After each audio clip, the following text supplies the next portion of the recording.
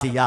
अबू बकर इतना सुनना था कि फारूक आजम के पैर के नीचे से जैसे जमीन खिसक गई हो। अल्लाह अकबर। अर्ज करते हैं अमीरुल मोमिनीन, आप और इस बुढ़िया के घर की खिदमत के लिए आते हैं, उस हमें हमें इस खिदमत का मौका इनायत फरमाते नहीं नहीं, मैं पहले से इसकी खिदमत अंजाम देता हूँ और मैं रात की तारीकी में अपने चेहरे पर रुमाल डालकर इसलिए आया ताकि कोई पहचान न सके। तो फारूक आजम से रहा न गया, पूछ बैठते हैं अमीरुल मोमिनीन, ये तो बताइए आपने पैर में जूते भी नहीं पहने, चप्पल भी नहीं पहने, आखिर इसकी वजह क्या है? आपके पैर में कोई पत्थर चुभ जाता, लग जाता? जवाब सुनिए, ये रसूल आजम ने दीन सिखाया है। अल्लाह अकबर। सिद्दीक अकबर जवाब देते हैं, रात की तारीकी में चप्पल और जूते पहनकर गली में चलने की वजह से कहीं ऐसा न हो कि जूतों की आहट से किसी की नींद खराब हो जाए, इसलिए मैं नंगे पैर आया हूं ताकि किसी की नींद खराब न हो। ये रसूल आजम ने दीन सिखाया था और इस तरह से खैर ख्वाही के जज्बे से सरशार सहाबा किराम अलैहिर्रिज़वान। एक साहब खड़े हुए अर्ज करते हैं कि सिद्दीक अकबर रोजाना सुबह को रोटियां लेकर पहाड़ पर जाते थे, आप नहीं जाते। फारूक आजम रोटियां लेते हैं, चढ़ जाते हैं पहाड़ पर, पता नहीं किसको खिलाते होंगे। पहाड़ में एक एक जगह पर जाते हैं, पहाड़ में तलाश करते हैं, कोई नजर नहीं आता। थक हार कर जब वापस आने लगते हैं तो एक गार के अंदर एक माजूर अल्लाह का जिक्र कर रहा होता है। फारूक आजम उसके पास पहुंचते हैं, सलाम कहकर समझ जाते हैं कि इसी को खाना खिलाने के लिए आते होंगे। रोटी का लुकमा बनाया। फारूक आजम ने जैसे ही उस शख्स के मुंह में लुकमा रखने की कोशिश की, बरजस्ता उसने कहा, क्या अबू बकर पर्दा फरमा गए? क्या अबू बकर पर्दा फरमा गए? उस माजूर नाबीना शख्स की ज़बान से ये जुमला सुनने के बाद फारूक आजम ने फरमाया, तुम्हें कैसे पता चला कि खिलाने वाला अबू बकर नहीं उमर है? वो शख्स जवाब देता है, अबू बकर को मालूम था कि मेरे मुंह में दांत नहीं है, वो लुकमा चबाकर मुझे खिलाया करता। ये है खैर ख्वाही, ये दीन सीखा है हमने। ये दीन नबी आखिरुज़्ज़मान सल्लल्लाहु अलैहि वसल्लम ने हमने नहीं सीखा कि एक बुढ़िया का सामान कांधे पर उठाकर उसके घर तक पहुंचाने के लिए तशरीफ ले जाए। क्या ये नहीं सुना? आज तो जवान बेटा अपने हाथ में वजन उठाना पसंद नहीं करता, बूढ़े बाप के हवाले कर देता है कि कोई देखेगा तो क्या सोचेगा। मुझे याद है, मेरे एक दोस्त, मेरे एक साथी, मुंबई में फसादात के जमाने के अंदर, गालिबन 92 की बात है ये, मेरे दोस्त की आदत थी, जिस झोपड़पट्टी के इलाके में वो रहता था वहां पर एक बुढ़िया गैर मुस्लिमा औरत रहती थी। उसकी आदत थी सुबह जब वो अपने लिए बाजार लेने जाता तो बुढ़िया के दरवाजे पे दस्तक देता गैर मुस्लिमा के घर पर, भाई तुझे क्या चाहिए, तेरा सामान ला के देता हूँ। फसाद के मौके पर उस बुढ़िया ने कहा, मैं तो मर जाऊंगी, तुझे मरने नहीं दूंगी। ये खैर मैं तो मर जाऊंगी लेकिन तुझे मरने नहीं दूंगी। ये दीन है, ये सीखा हमने, ये सीखा। काबिल कद्र सादात किराम, उलमाए ज़वील एहतराम, हाज़िरीन व हाज़िरात व नाज़िरीन, अस्सलामु अलैकुम व रहमतुल्लाहि व बरकातुहू। मेरे प्यारे आका सल्लल्लाहु तआला अलैहि वसल्लम के प्यारे दीवानों, जिस हदीस मुबारका की तिलावत का मैंने शर्फ हासिल किया, उससे मुतालिक कुछ मारूज़ात पेश करने से पेशतर आकाए करीम रऊफ़ व रहीम अलैहि तहियत व तस्लीम की बारगाह बेकस पनाह में जिस तरीक़े से मैं पढ़ाऊँ, अक़ीदत व मोहब्बत में डूब कर उसी तरीक़े से दुरूद व सलाम का नजराना पेश करें। अस्सलातु वस्सलामु अलैका या रसूल अल्लाह, अस्सलातु वस्सलामु अलैका या हबीब अल्लाह,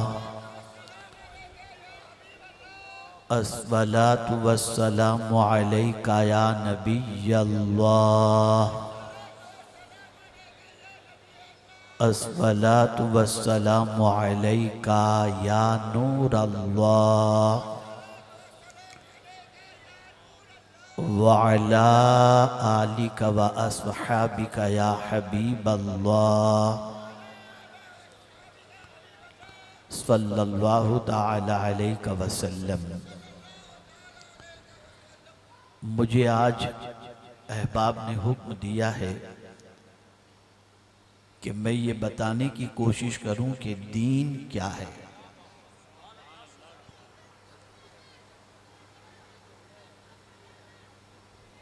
याद रखें, एक तसव्वुर जो मुसलमानों के दिलो दिमाग में आम तौर पर है कि दीन का मतलब नमाज रोज़ा हज व ज़कात, और ऐसे ही लोगों को जो नमाज रोज़ा हज व ज़कात के पाबंद हैं और चेहरे पे दाढ़ी सजाए हुए हैं, उन्हीं को दीनदार तसव्वुर किया जाता है। तो दीन महज इन चीज़ों की अदायगी का ही नाम नहीं, बल्कि दीन अपने दामन में काफ़ी वुसाअत और काफ़ी गहराई रखता है। मैं मेरे दाएं जानिब जो हजरात तशरीफ़ फरमा हैं, अगर ये चाय ज़रूरी ना हो तो बंद कर दी जाए, और आपसे मैं गुजारिश करूंगा कि दरसगाह का माहौल बनाएं। जैसे क्लास के अंदर स्टूडेंट बैठते हैं, अगर आपने थोड़ी देर के लिए इस तरह से बैठकर सुनने की कोशिश की तो आज किसी हद तक दीन आपकी समझ में आ जाएगा। हज़रत तमीम दारी रदी अल्लाह ताला अन्हु बड़े जलील क़द्र सहाबी हैं। बुखारी शरीफ में कमो बेश 36 अहादीस आपसे मरवी हैं। बड़े आबिद व ज़ाहिद ताजदार कायनात सल्लल्लाहु अलैहि वसल्लम के बड़े अजीम आशिक, वो कहते हैं कि आकाए करीम सल्लल्लाहु ताला अलैहि वसल्लम ने इरशाद फरमाया दीन के बारे में। जब पूछा गया या रसूल अल्लाह सल्लल्लाहु ताला अलैहि वसल्लम मद दीन, दीन क्या है, तो आकाए करीम सल्लल्लाहु अलैहि वसल्लम ने फरमाया अद्दीनुन नसीहा, दीन भला चाहने का नाम है। मेरे प्यारे आका सल्लल्लाहु ताला अलैहि वसल्लम के प्यारे दीवानों, दीन का मतलब है भला चाहना। और जितने भी अंबिया किराम अलैहिमुस्सलातु व तस्लीम तशरीफ लाए, तकरीबन अंबिया किराम अलैहिमुस्सलातु व तस्लीम ने यही कहा अना लहु नासिहुन अमीन। और ये भी कमाल की बात है कि कुरान मुक़द्दस में ईमान वालों से जो सबसे आखिरी आयत में खिताब किया गया, उसे भी रब्बे कदीर जल्ल जलालहू ने यूं फरमाया या अय्युहल्लज़ीना आमनू तूबू इलल्लाहि तौबतन नसूहा। नसह के माने होता है खैर ख्वाही, भला चाहना। एक मानी ये भी बयान किया गया कि नसह के माने, खैर ख्वाही के माने सुई के हैं। सुई इसलिए कि सुई भला ही चाहती है, टूटे हुओं को, फटे हुओं को जोड़ने का काम करती है। तो बड़ी प्यारी बात एक मुफस्सिर फरमाते हैं कि जब ईमान भी टूट जाता है तो नसीहत जोड़ दिया करती है। कुरान के जरिए नसीहत हो या हदीस के जरिए नसीहत हो, तो अगर ईमान टूट जाए या फट जाए तो ये नसीहत ईमान को जोड़ देती है। तो नसीहत का एक मानी ये भी है, किसका भला चाहा जाए। साहबा का मजमा था, तो साहबा ने पूछा कुलना लिमन या रसूल अल्लाह सल्लल्लाहु अलैहि वसल्लम, आपने तो मुतलक फरमा दिया कि दीन भला चाहने का नाम है, तो किसका भला चाहना। तो अब मेरे आका सल्लल्लाहु अलैहि वसल्लम ने वजाहत फरमाई ले रब्बिही, रब का भला चाहना। अब रब का भला चाहने से क्या मुराद है, वो तो सबका भला करता है, उसका भला चाहना क्या है। तो उसका भला चाहने से मुराद ये है कि उसका किसी को शरीक न ठहराओ और वो जो हुक्म दे उसके हुक्म को बजा लाओ। ये दर हकीकत उसका भला चाहना है। वली किताब ही, और उसकी किताब का भला चाहो। उसकी किताब के भला चाहने से मुराद यह है कि उसे अल्लाह ही की किताब समझो और उस किताब के अंदर जितने अहकाम दिए गए हैं उन अहकाम की बजा आवरी करो, जिनसे बचने का हुक्म दिया गया उससे बचो, और जो करने का हुक्म दिया गया उससे करो, उसे करो। फिर फरमाया गया भले रसूल ही, रसूल का भला चाहो। अब रसूल का भला चाहने से क्या मुराद है? हुजूर सल्लल्लाहु अलैहि वसल्लम को अल्लाह का आखिरी नबी मानना, आकाए करीम सल्लल्लाहु अलैहि वसल्लम की मोहब्बत को अपने दिल के अंदर अपनी जान से ज्यादा रखना, और सारे इंसानों से ज्यादा हुजूर से मोहब्बत करना, ये हुजूर का भला चाहना होगा। वह आम्मतिहिम, इससे मुफस्सिरीन मुराद, मुहद्दिसीन मुराद ये लेते हैं कि अगर कोई हुक्मरां है साहिब ईमान, साहिब तकवा, और उसका हुक्म कुरान और हदीस के खिलाफ नहीं है, तो उसके हुक्म की बजा आवरी करना ये भी उसकी भला चाहने के बराबर है। इसी तरीके से जो अइम्मे मुज्तहिदीन हैं, उलमा हैं, फुक़हा हैं, और मुस्तनद हैं, बाअमल हैं, बासलाहियत हैं, उनके फतावे का एहतराम करना ये भी भला चाहने के अंदर शामिल है। और फिर आखिर में फरमाया वआम्मतिहिम, और लोगों का भला चाहना, मुसलमानों का भला चाहना, ये दीन है। अब इसी को मैं आज थोड़ा सा समझाऊंगा आपको। शान सिद्दीक़ अकबर रज़ी अल्लाहु मौला तबारक व तआला अन्हु, तो आपने मुहिब गिरामी हजरत मौलाना सैयद अमीनुल कादरी साहब से समाअत फरमा ली।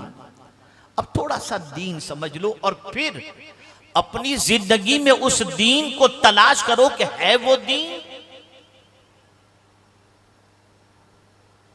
बात सैयदना सिद्दीक़ अकबर की है, तो रसूल रहमत सल्लल्लाहु ताला अलैहि वसल्लम ने कैसा दीन पिला दिया था, यानी भला चाहने का जज्बा किस तरीके से सहाबा के दिल के अंदर आकाए करीम सल्लल्लाहु अलैहि वसल्लम ने बिठा दिया था कि आपकी अक्ल दंग रह जाएगी।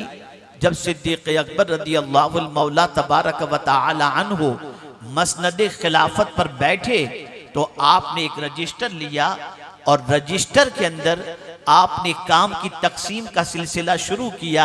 ये काम फला करेगा, ये काम फला करेगा, ये काम फला करेगा, और उसके बाद रजिस्टर को बंद कर दिया।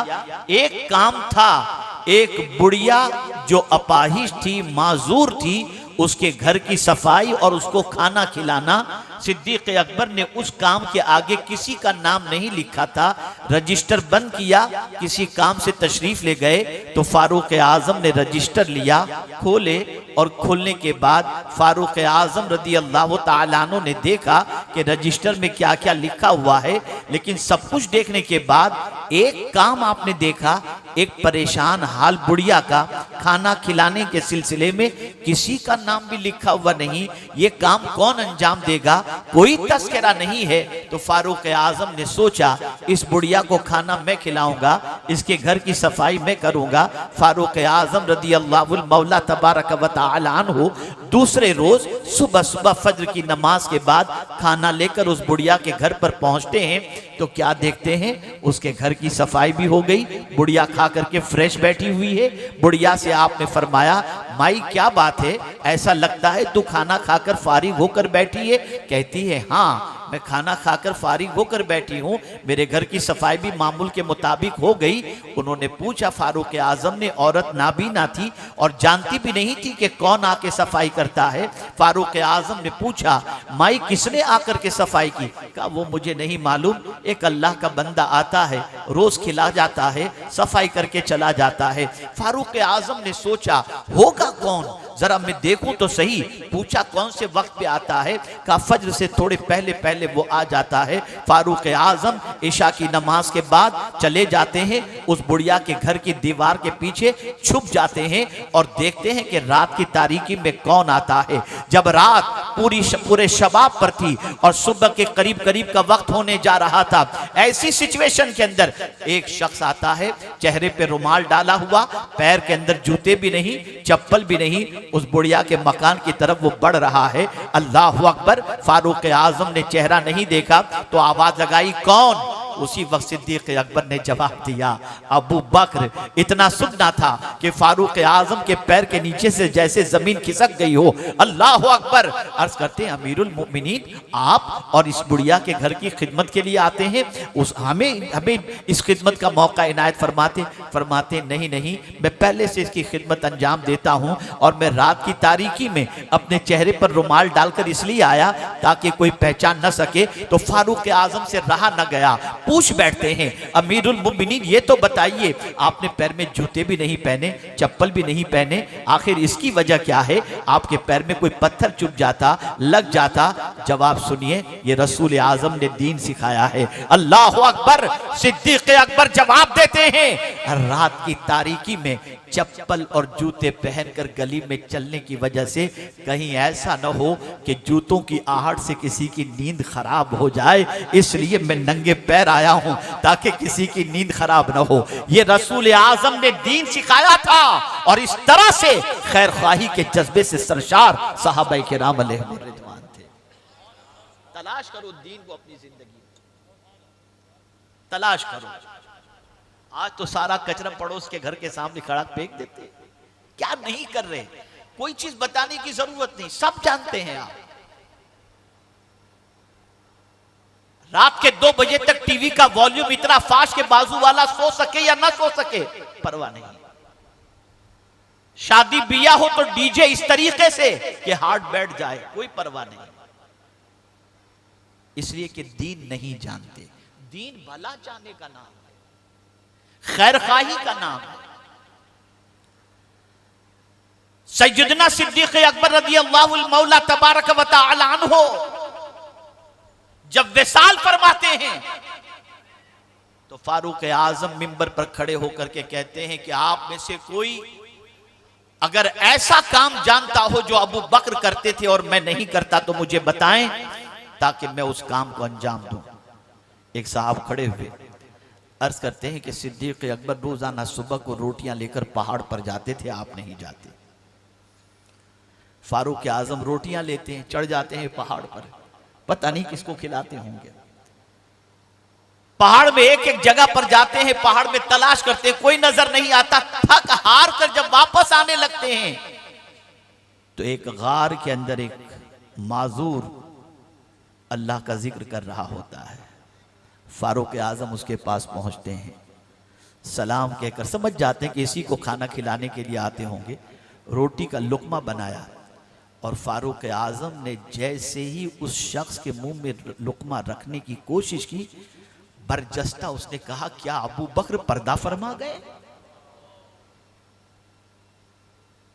क्या अबू बकर पर्दा फरमा गए? उस माजूर नाबीना शख्स की जबान से यह जुमला सुनने के बाद फारूक आजम ने फरमाया, तुम्हें कैसे पता चला कि खिलाने वाला अबू बकर नहीं उमर है? वो शख्स जवाब देता है, अबू बकर को मालूम था कि मेरे मुंह में दांत नहीं है, वो लुकमा चबाकर मुझे खिलाया करता था। ये है खैर खाई, ये दीन सीखा है हमने, ये दीन जानते हैं हम। क्या ये दीन नबी आखिरुज़्ज़मान सल्लल्लाहु अलैहि वसल्लम ने हमने नहीं सीखा कि एक बुढ़िया का सामान कांधे पर उठाकर उसके घर तक पहुंचाने के लिए तशरीफ ले जाते? क्या ये नहीं सुना आपने?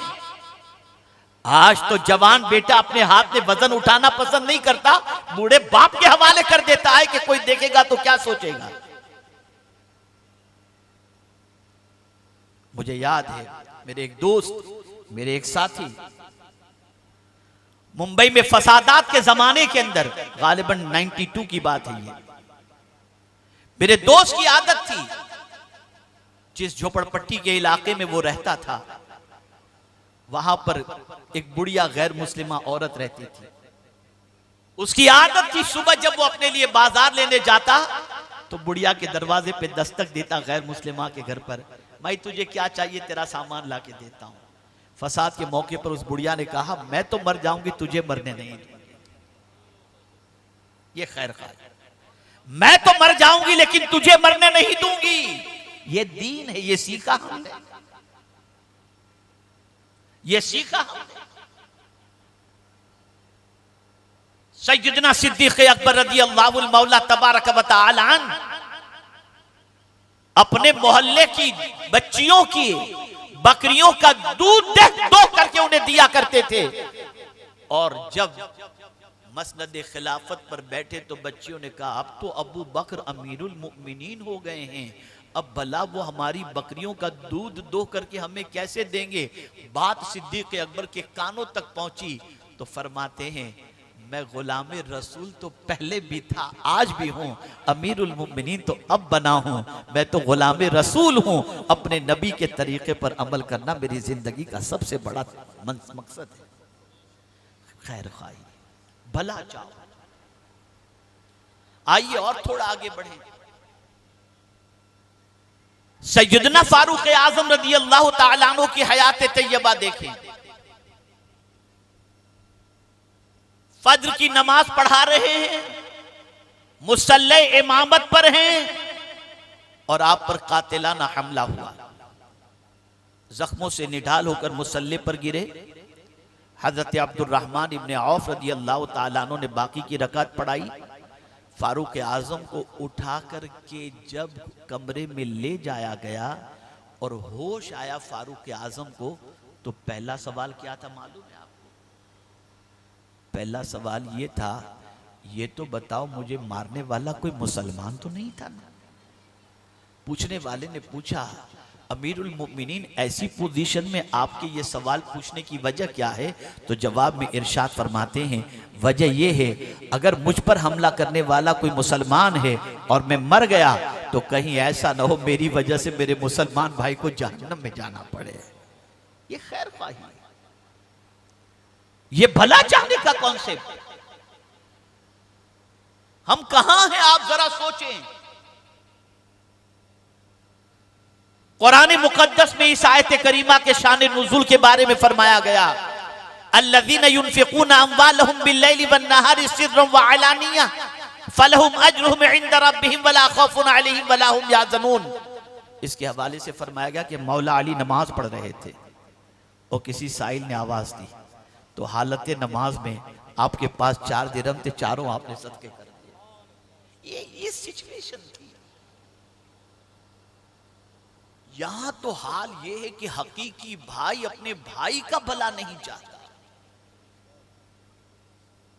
अच्छा देख ही नहीं सकते और बने बैठे हम दीनदार बने बैठे। हमने दीन समझा ही कहां है? अरे दीन तो भला चाहने का नाम है, चाहे इंसान का हो चाहे जानवर का हो। जानवर का भी भला चाहना। पहले जमाने में ये बॉल पेन वगैरह नहीं हुआ करती थी, लकड़ी का कलम होता था, स्याही के अंदर भिगो कर बाद में उस लकड़ी के कलम से जो स्याही नोक के कलम पर होती उससे लिखा जाता। एक बुजुर्ग अपने उस लकड़ी के कलम को स्याही में डालते हैं, निकालते हैं। अब ये हाथ में कलम था, कागज तक नहीं पहुंचते कि मक्खी आकर कलम के नोक पर बैठ जाती है और वो स्याही चूसना शुरू कर देती है। वो बुजुर्ग कलम को ऐसे ही पकड़े होते हैं, पूरी स्याही मक्खी को चूसने दे देते हैं। पूरी स्याही उड़ाते नहीं मक्खी को, पूरी स्याही चूसने दे देते हैं। उसके बाद फिर जब मक्खी पूरी स्याही चूस कर चली गई, फिर आपने कलम को स्याही में डाला और उसके बाद लिखना शुरू किया। कुछ दिनों के बाद जब आपका विसाल हुआ तो किसी ने देखा जन्नत में टहल रहे हैं, पूछा हुजूर किस अमल ने जन्नत में पहुंचा दिया? कहा वही मक्खी की प्यास बुझाने ने मुझे जन्नत में पहुंचा दिया है। जरा सोचो, जरा अंदाजा लगाओ। क्या बुखारी शरीफ की ये हदीस नहीं है कि एक बदनामे जमाना खातून, गुनाहों के दलदल में डूबी हुई खातून, जब कुएं के पास पहुंचती है और देखती है कि एक कुत्ता प्यास की वजह से अपनी जबान को बाहर निकाले हुए है और पानी उसके पास नहीं है, वो कुएं से पानी निकालकर उस प्यासे कुत्ते को पानी पिला देती है। किसी ने देखा और उसके इंतकाल के बाद तो वो जन्नत में टहल रही है। वजह क्या बनी? फरमाया गया वजह ये बनी, एक प्यासे कुत्ते को पानी पिला देना मेरे रब को इतना पसंद आया कि उसने गुनाह भी माफ फरमा दिया और जन्नत भी अता फरमा दी। ये है दीन, ये है दीन। ऐ रसूल आजम सल्लल्लाहु ताला अलैहि वसल्लम के दीवानों, ठंडी के जमाने में कड़ाके की ठंडी थी और बुजुर्गान ने दीन तो हमेशा रहते ही बिल्कुल सीधे सादे अंदाज में रहते थे। एक बुजुर्ग कड़ाके की ठंडी के अंदर गोनी जो होती है ना, चावल की गोनी, उस गोनी को अपने घर के अंदर बिछाकर वो उस पर लेटने जा रहे थे तो गोनी के अंदर चूंटियां थी, चूंटियां। उन चूंटियों ने वो बुजुर्ग को काटना शुरू किया तो नींद नहीं आई। बुजुर्ग करवट बदल रहे हैं, ख्याल आता है चूंटियां ही तो हैं, इनकी वजह से नींद नहीं आती। बुजुर्ग ने गोनी उठाई, दरवाजा खोला और खोलकर ऐसे झटकते हैं, फट फट करके सारी चूंटियां नीचे आ जाती हैं, गोनी खाली हो जाती है चूंटियों से। अब गोनी को बिछाते हैं, उस पर लेटते हैं तो अब पहले से ज्यादा बेचैनी बढ़ गई, अब नींद नहीं आ रही। पहले चूंटियां काटती थी, अब जमीर काट रहा है। अल्लाह अकबर। आवाज आती है, मेरे बंदे तेरे जिस्म में तो गोश्त भी है, तेरे जिस्म में हड्डी भी है, तेरे जिस्म पर कपड़ा भी है, तू घर की चार दीवारी में है और तुझे ठंडी लगती है। मेरी ये कमजोर मखलूक चूंटी के जिस्म में तो कुछ भी नहीं, तूने इसे उठा करके बाहर फेंक दिया, क्या इससे ठंडी नहीं लगती होगी? बस फौरन वो गोनी लेते हैं, बाहर रखते हैं और थोड़ी ही देर में वो चूंटियां जो हैं वो वापस उस गोनी में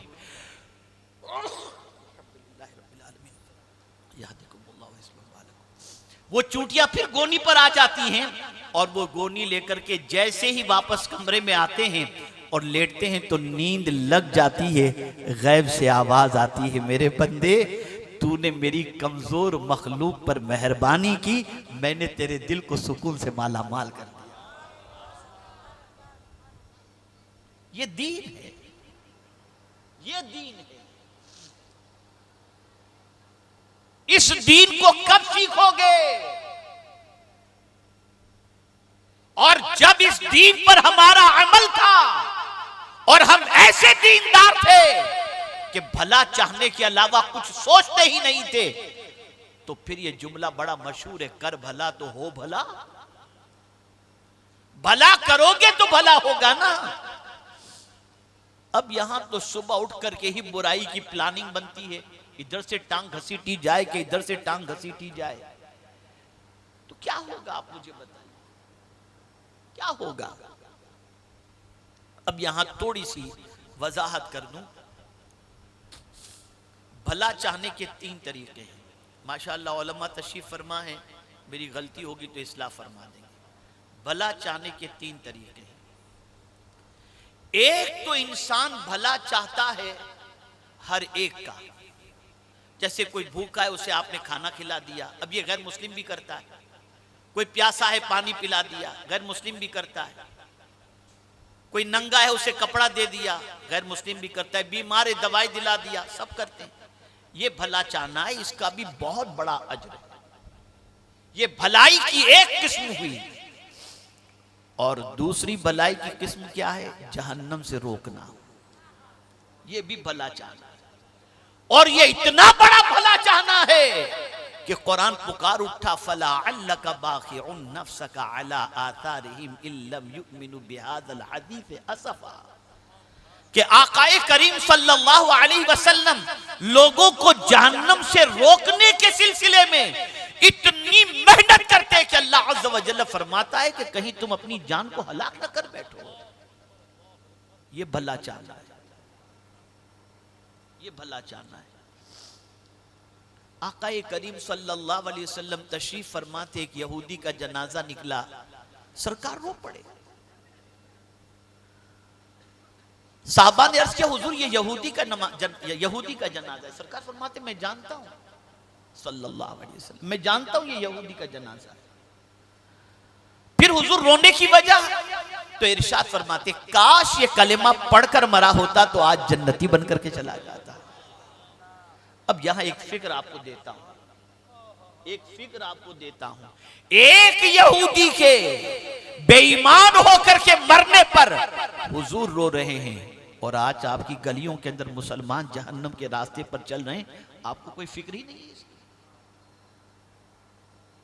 ड्रग्स बच्चे इस्तेमाल कर रहे हैं, शराब बच्चे पी रहे हैं, नमाज का तो ठिकाना ही नहीं। नमाज की पोजीशन तो ऐसी है कि माअदल्लाह सुम्मा माअदल्लाह, जैसे कोई बहुत बड़ा टेंशन नमाज का।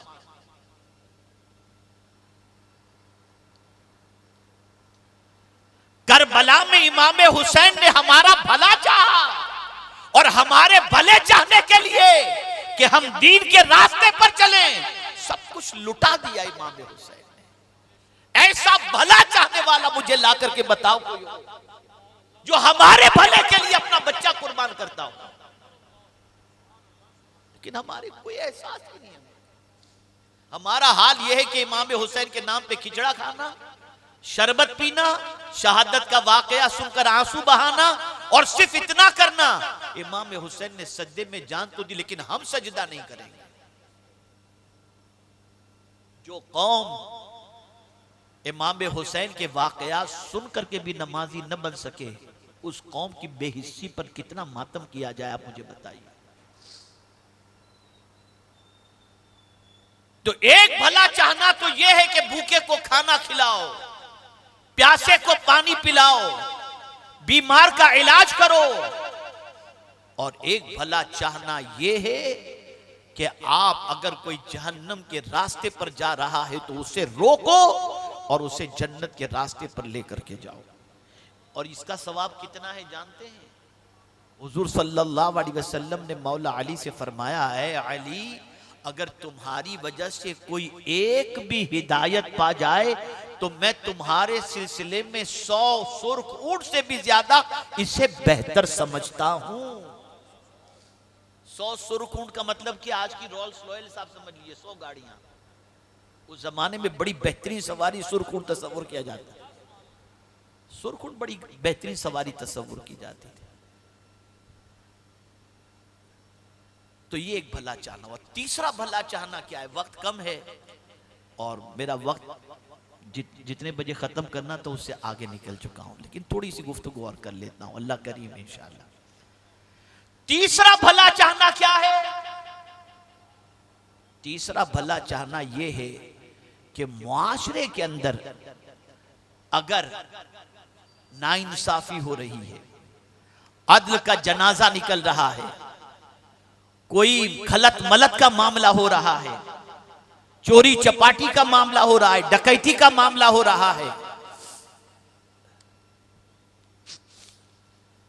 नाइंसाफी का मामला हो रहा है, जुल्म ज्यादती का मामला हो रहा है, तो इन सारे मामला को रोकने की कोशिश की जाए और अदल का निजाम कायम करने की कोशिश की जाए, इसलिए कि अल्लाह उस जमीन पर बारिश को नाजिल नहीं फरमाता जिस जमीन पर अदल नहीं होता, जुल्म होता है।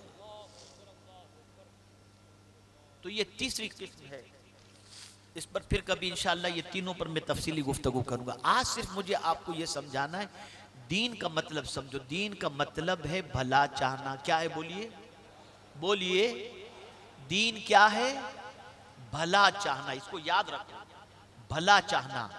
और जो किसी का भला चाहे उसका कभी बुरा होता ही नहीं है, उसका कभी बुरा नहीं।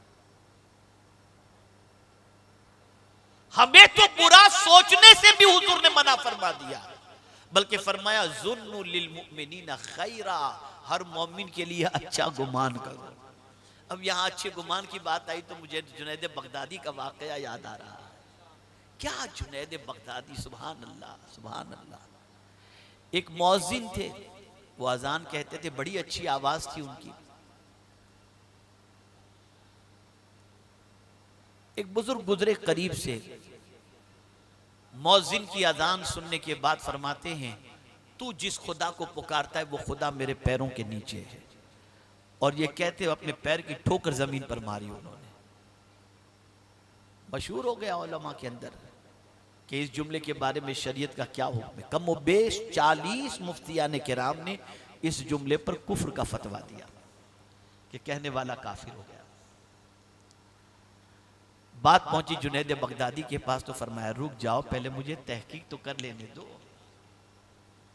अल्लाह वालों की नजर बड़ी जबरदस्त होती है। सरकार फरमाते इत्तकू बिफिरासतिल मुमिन फइन्नहु यंजुरु बिनूरिल्लाहि तआला, मोमिन की फरासत से डरो, वो अल्लाह के नूर से देखता है। इसीलिए फरमाया गया आलिम के पास जाओ तो जबान को लगाम दो, और वली की बारगाह में जाओ तो दिल को लगाम दो। याद रखिए। तो जुनैद बगदादी रदी अल्लाह तआला अन्हु ने फरमाया कि मुझे पहले तहकीक कर लेने दो, कहां बुजुर्ग ने फरमाया था, किस जगह पर पैर मार के फरमाया था, वो जगह बताएगी। कहा ठीक है, जगह पे निशान लगा दो, लगा दिया गया। कहा कहां है मुअज्जिन, बुलाया जाए उसे। बुलाया गया। अब उस मुअज्जिन से पूछते हैं ए अजान देने वाले, तू किस लिए अजान देता था, सच सच बताना। अब जुनैद बगदादी के सामने झूठ बोल के कहां जाएगा। उसने कहा हुजूर मेरी आवाज बड़ी अच्छी थी, मैं अजान इसलिए कहता था कि लोग मेरी आवाज़ से मुतासिर होकर मुझे पैसे दें, माल दें, ज़र दें और ये सारी चीज़ें मुझे दें, इसलिए मैं अच्छी बहुत अच्छे अंदाज में अजान कहता था। जुनैद बगदादी फरमाते चलो अब उस जगह पर जहाँ बुजुर्ग ने फरमाया था कि तू जिस खुदा को पुकारता है वो खुदा मेरे पैरों के नीचे, फरमाया इसे खोदो। जब खोदा गया तो वहाँ से पैसे निकले, वहाँ से पैसे निकले। तब जुनैद बगदादी रज़ी अल्लाह ताला अन्हु ने फरमाया कि अल्लाह वालों की नजर बड़ी तेज हुआ करती है। जिन उलमा ने फतवा दिया था वो जाहिर पर दिया था, लेकिन अल्लाह वाले की शान निराली होती। अब एक आखिरी वाक़या अर्ज कर दूं, ये सबक आज सीख करके उठना। पहली चीज तो ये कि अल्लाह का भला चाहना ये है कि अल्लाह का किसी को शरीक न ठहराया जाए, उसे अपना माबूद माना जाए और उसकी बातों को माना जाए। सबकी मानते हो, रब की भी मानो। उसकी किताब का भला चाहना, उसे अल्लाह ही की किताब समझो और उसके हलाल को हलाल, उसके हराम को हराम समझो। ये नहीं कि 12 आयतों पर अमल करेंगे, नमाज, रोजा, हज, ज़कात, तलाक, बस इतनी 10-12 आयतें इस पर अमल, बाकी वज्तनिबू कौल ज़ूर, झूठ से परहेज करो। इस किताब ने कहा, ये हमसे माअज़ल्लाह नहीं हो सकता। ये नहीं, पूरी किताब को अमल में लाओ। अल्लाह के रसूल सल्लल्लाहु अलैहि वसल्लम से जान से ज्यादा मोहब्बत करना, ये हुजूर सल्लल्लाहु अलैहि वसल्लम का भला चाहना है। अब एक आखिरी वाक़या अर्ज कर दूं, और मैं समझता हूं इस वाक़े के बाद आप अपने ज़मीर को जिंदा करने की जरूर कोशिश इंशाअल्लाह करेंगे। एक बुजुर्ग माजी करीब के गुजरे हैं, मिर्जा अब्दुल शकूर बेग अलैहि रहमतुल्लाह व रिज़वान। बड़े साहिब दिल बुजुर्ग थे, बड़े साहिब दिल। हुजूर अशरफुल उलमा अलैहि रहमतुल्लाह व रिज़वान ने इनसे मुझे मिलाया था, और मिर्जा अब्दुल शकूर बेग अलैहि रहमतुल्लाह व रिज़वान की लिखी हुई नात हुजूर मुजाहिद मिल्लत अलैहि रहमतुल्लाह व रिज़वान सरकार सल्लल्लाहु अलैहि वसल्लम की जाली मुबारक के सामने पढ़ा करते थे। और वो नात क्या थी? न कोई अमल है सुनाने के काबिल, न मुँह है तुम्हारे दिखाने के काबिल, करम ही का सदका है वरना ये आसी, कहाँ था मदीने में आने के काबिल, शफाअत के सदक़े में जन्नत मिलेगी, अमल है जहन्नम में जाने के काबिल, लगाते हैं उसको भी सीने से आका, जो होता नहीं मुँह लगाने के काबिल। ये नात, ये मिर्जा अब्दुल शकूर बेग अलैहि रहमा मुझ पर बड़ी शफकत फरमाते थे। जब भी मुंबई तशरीफ लाएं तो पहले खबर कर देते कि मैं आ गया हूँ, बैठते थे, घर तशरीफ लाते थे, दुआएं देते थे, मेरे बच्चों से खेला करते थे, बड़ी शफकत फरमाते थे। एक दिन मैंने उनसे पूछा, हुजूर मुझे मदीने की कोई बात सुनाएं, क्योंकि वो 6 महीने मदीने में रहते थे, 6 महीने हिंदुस्तान में रहते थे। अब उन्होंने कई बातें सुनाई, उनमें से एक बात मैं आपको सुनाता हूं। मिर्जा अब्दुल शकूर बेग अलैहि रहमतुल्लाह व रिज़वान मुझसे फरमाते, मौलाना मैं असर के बाद मदीने में मेरे एक दोस्त की दुकान पर बैठा हुआ था, उसकी कपड़े की दुकान थी। एक गाहक आया एक कपड़े का सैंपल लेकर, और उसने कहा मुझे ये कपड़ा 3000 मीटर चाहिए। तो जिसकी दुकान पर मैं बैठा था उसने कहा कि ये 3000 मीटर कपड़ा मेरे पास है, लेकिन मैं तुमको बेचूंगा नहीं। अब वो ग्राहक परेशान, उसने कहा मैं कैश में खरीदना चाहता हूं, पूरे पैसे देकर खरीदना चाहता हूं, और मुझे मदीने वालों में ये कपड़ा तकसीम करना है, आप मुझे बेचने से मना क्यों कर रहे हैं? कहा नहीं, कपड़ा है, तू कैश में खरीदना चाहता है ये भी मुझे मालूम, लेकिन मैं तुझे बेचूंगा नहीं। उसने कहा अच्छा ठीक है, वजह बता दीजिए, गौर से सुनिएगा और इस पर अमल कीजिएगा, करेंगे इंशाअल्लाह। मिर्जा साहब फरमाते हैं कि वो दुकानदार ने कहा मैं तुझे ये कपड़ा नहीं बेचूंगा, ये कपड़ा है भी मेरे पास और तू कैश में खरीदना चाहता है फिर भी नहीं बेचूंगा। तू 3000 मीटर खरीदना चाहता है, मेरा बहुत नफा होगा, फिर भी मैं तुझे बेचना नहीं चाहता। जब उसने कहा वजह क्या है, तो उस दुकानदार ने कहा देखो सामने मेरे मुसलमान भाई की दुकान है, सुबह से मेरे यहाँ ग्राहक की तो भीड़ भाड़ है, मेरे उस भाई का कोई धंधा नहीं हुआ, जाओ जाकर के ये 3000 मीटर कपड़ा उससे खरीद लो, मेरे भाई का भला हो जाएगा। ये है दीन, ये है दीन। अगर इस दीन को तुमने इख्तियार कर लिया तो खुदा की कसम बलाएं अपना रुख मोड़ लेंगी, तबाहियां घर के दरवाजे से निकल जाएंगी, परेशानियों के दलदल से बाहर आ जाओगे। और याद रखो भला चाहने वाले का कभी बुरा नहीं होता, अल्लाह भला चाहने वाले का भला ही करता है। तो आज दीन को इस एंगल से समझो कि दीन भला चाहने का नाम है। आज से इंशाल्लाह भला चाहेंगे ना, इंशाल्लाह भला चाहिए, इंशाल्लाह अज़ीम आप भला चाहेंगे तो आप दीनदार बन जाएंगे। अल्लाह ताला आकाए करीम रऊफ़ रहीम अलैहि तहियतु व तस्लीम के सदक़ व तुफ़ैल सबसे पहले मुझे अमल की तौफ़ीक़ अता फरमाए, साथ में आप सबको भी तौफ़ीक़ अता फरमाए। यहाँ चूँकि बड़ी तादाद में मेरी बहनें भी मौजूद हैं, लगे हाथ थोड़ा सा इनको भी कुछ नसीहत कर दूँ। सास बहू का भला चाहे, बहू सास का भला चाहे, थोड़ा सा ये कॉन्सेप्ट बना लें। अगर इस तरीके से ख्याल किया गया ना, मुझे याद है इंग्लैंड में 3 साल से सास बहू की बातचीत नहीं होती थी, बातचीत बनती सास बहू के अंदर। मैंने किसी मौजू पर गुफ्तगू की और उसमें मैंने अच्छा घर किस तरीके से बनाया जा सकता है इस पर माफी के हवाले से मैंने गुफ्तगू की और मैंने कहा एक दूसरे को माफ कर देना चाहिए। अल्लाह अकबर। मैं उन जुमलों को आज भी उसकी लज्जत को नहीं भूल सकता, जब यानी सास भी इज्तिमा में थी, बहू भी इज्तिमा में थी, दोनों एक दूसरे से बात नहीं करते थे। इत्तेफाक से इज्तिमा से जब घर लौटे तो सास बहू को देख रही थी, बहू सास को, दोनों गले मिलकर एक दूसरे को माफ करके जिंदगी खुशगवार बना दी। इसी में मजा है, इसी में सुकून। ऐ रसूल आज़म सल्लल्लाहु ताला अलैहि वसल्लम के दीवानों, इस दीन को अपनाओ, तुम्हारी जिंदगी बहारों से भर जाएगी। अल्लाह हम सब पर करम की नजर फरमाए। वमा अलैना इल्लल बलागुल मुबीन। अस्सलामु अलैकुम व रहमतुल्लाह।